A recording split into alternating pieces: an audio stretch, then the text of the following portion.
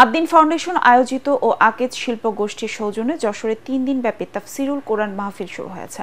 সদর উপজেলার পুলেরহাটে Addin Sakina women's medical college প্রাঙ্গণে অনুষ্ঠিত মাহফিল জনসমুদ্রে পরিণত হয়েছে।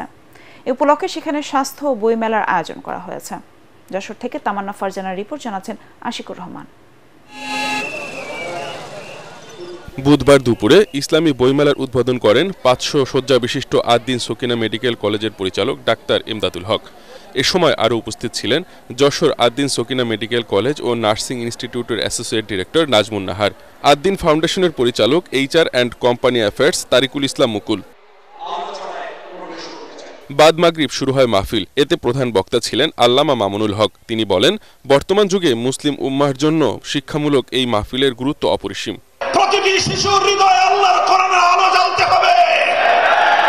আমাদের জাতীয় শিক্ষা ব্যবস্থায় প্রতিটি প্রাইমারি স্কুলে একজন কোরআনের শিক্ষক নিয়োগ দিয়ে বিশুদ্ধ তেলাওয়াতের এই আওয়াজ আজ বাংলাদেশে গণদাবিতে পরিণত করতে হবে।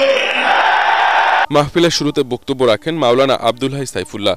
এ অনুষ্ঠানে দেশের প্রখ্যাত ৬ জন আলেমে দ্বীন এবং ইসলামিক স্কলার ওয়াজ করেছেন। আজ মুফতি আমির হামজা ও মাওলানা রফিকুল ইসলাম মাদানী এবং ৩রা জানুয়ারি শাহেক আহমদুল্লাহ ও ডক্টর মিজানুর রহমান আজহারি ওয়াজ করবেন। এছাড়া প্রতিদিন দেশ বরেণ্য ইসলামী কণ্ঠশিল্পীরা ইসলামী সঙ্গীত পরিবেশন করবেন।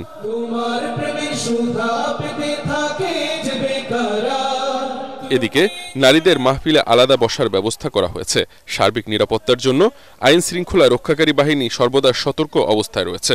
এই মাহফিলের মাধ্যমে আমরা অনেক কিছু জানতে পারছি এবং অনেক কিছু শিখতে পারছি।